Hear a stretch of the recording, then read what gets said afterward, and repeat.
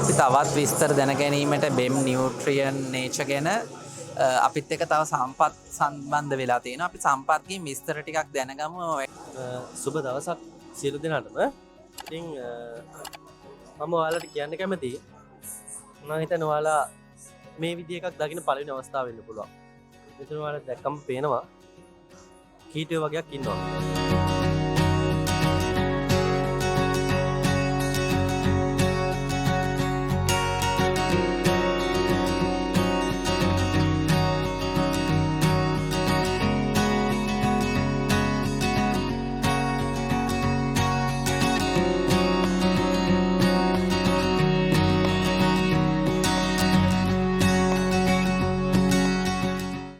ඉතින් මේ තමයි ලංකාවේ ආහාර, ඒ කියන්නේ සත්තු නිෂ්පාදන වල අනාගතය.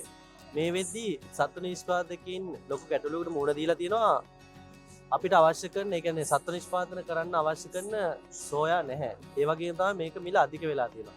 ඒ වගේම මේ සෝයා මිලදී ගන්න රටේ ඩොලර් නැහැ. ඉතින් ඒකට විසඳුමක් විදිහට තමයි මේ එන්නේ.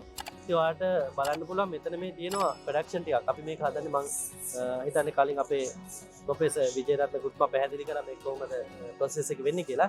ඉතින් මං ඔයාලට කියන්නම් මේක ඇත්තටම අත්‍යවශ්‍ය වෙන්නේ ඇයි කියලා.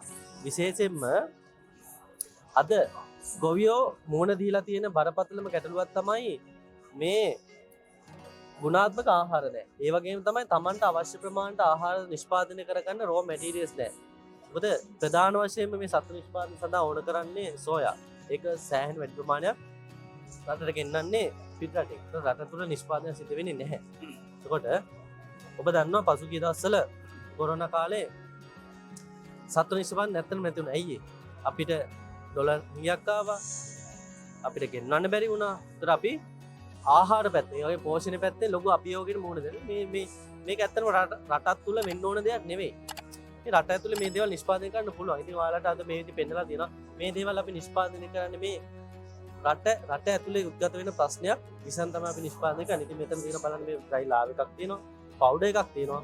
ඒ වගේම ඒවා පාවිච්චි කරලා හදන ෆීඩ් එකක් තියෙනවා. මේ ඔයාලට පේනවා ඔයිල් එකක්. මේ අපි මේ හැමදේම අපි ගන්නේ මෙන්න මේ බයෝ එක්සස් වලින් මේ BSF කියන කීටයාගෙන් තමයි අපි මේ හැමදේම ගන්න. ඉතින් මේක සෝයා වලට වඩා ගොඩක් හොඳ. ඒ කියන්නේ මේකේ තියෙන හොඳ ඇමයිනෝ අම්ල ප්‍රතිශතයක් තියෙන. ඒ වගේම හොඳ ඔයිල් ප්‍රමාණයක් තියෙන. විශේෂත්වය තමයි දැන් අපි දන්නවා කුඩා දරුවෙක් වුණත් දන්නවා මේ සාක ප්‍රෝටීනද සාමාන්‍ය හොඳට අනුසයට අවශෝෂණය කරගන්නේ. එහෙම නැත්නම් සත්තු ප්‍රෝටීන. ඕනම කුඩා දරුවෙකුට කියනවා මේ මස් මාළු තමයි හොඳට අවශෝෂණය කරගන්නේ. ඒකට අපි කියනවා මස් මාළු වැඩි කන්න කියලා. ඇයි ඒ ප්‍රෝටීන අවශ්‍යතාවය වැඩි හරියක් ප්‍රෝටීන පුරුෂ අවශෝෂණය කරගන්නේ සත්තු ප්‍රෝටීන. එහෙමනම් මේකත් මේ සත්තු නිෂ්පාදන වලට ඉතින් මේකත් හරි වැදගත්. අපි මෙයාලට සෝයා දෙනවට වඩා මේ වගේ මීල් බෝම්බ් එකක්.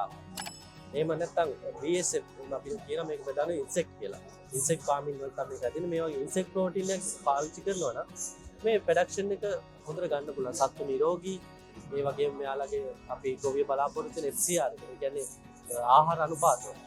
ඒ වගේ දේවල් හොඳ ලෙවල් එකේ. කියන්නේ අඩු මට්ටමේ තියාගන්න පුළුවන් සත්තු නිරෝගී. ඒ වගේම තමයි අඩුවෙන් මිල අඩුවෙන් මේ ආහාර නිෂ්පාදනය කරගන්න හැකියාව තියෙනවා. ඉතින් මම හිතන්නේ අපේ රටේ ගැටලු නැහැ. කියන්නේ මේ ආහාර නිෂ්පාදනය සඳහා ගැටලු නැහැ. මෙන්න මේ වගේ අලුත් දේවල්. අලුත් කියන්නේ දැන් මේක ලෝකේ සාමාන්‍යයෙන් මේක පාවිච්චි වෙනවා. නමුත් ලංකාවට මේ දේවල් එන එක හරි බොහොම මන්දගාමී. ඉතින් මේ වගේ දේවල් අපි අඳුරගෙන මේව රට තුළ ව්‍යාප්ත කරන්න උත්සාහ කරන්න ඕන. හේතුව තමයි මේ හරහා ගොඩනැගෙන රැකියා ප්‍රමාණය අති විශාලයි. මේ හරහා ගොඩනගන්න පුළුවන් ව්‍යාපාර ප්‍රමාණය අති විශාලම උදාහරණයක් විදිහට දෙන්න. මේක පාවිච්චි කරලා අපිට ඩොග් ෆුඩ් එක හදන්න පුළුවන්. මේක පාවිච්චි කරලා අපිට කැට් ෆුඩ් එක හදන්න පුළුවන්. ඔබ දන්නවද ලංකාවේ ඩොග් ෆුඩ් හදන එක කම්පැනි එකක්, කැට් ෆුඩ් හදන එක කම්පැනි එකක් ඇහුවොත් කිසිම කෙනෙක් කියන්න දන්නේ නැහැ. නමුත් ඕනෑ තරම් අය ඉන්න පිටරටින් ගෙන්න. ඇයි අපිට මේක පාවිච්චි කරලා ඩොග් ෆුඩ් හදන්න බැරි? මේක හදන්න පුළුවන්. ඒ වගේම තමයි මේක හදන්න බැරි කම නෙමෙයි. මේක ලෝකේ පාවිච්චි කරලා හදන්න. මේ මිනිස්සු ව්‍යාපාර නව ව්‍යාපාර වලට යන්නේ නැහැ. මේක හිතන්නේ නැහැ. ඉතින් අපිට පුළුවන්කම තියෙන මේ හරහා නව ව්‍යාපාරික බිහි කරගන්න. ව්‍යාපාර සංකල්ප බිහි කරගන්න. ඉතින් ඒ වගේ තමයි මෙන්න මේ bio access management private limited කියන කම්පැනි මේ වගේ අලුත් දෙයක් ඔබට හඳුනා දෙන්න උත්සාහ කළා. මේ වගේ ප්‍රයත්නයක් කරලා අපි ඔබ වෙත මේක අරන් ඉන්නේ. මෙන්න මේ බලාපොරොත්තුවත් එක්ක.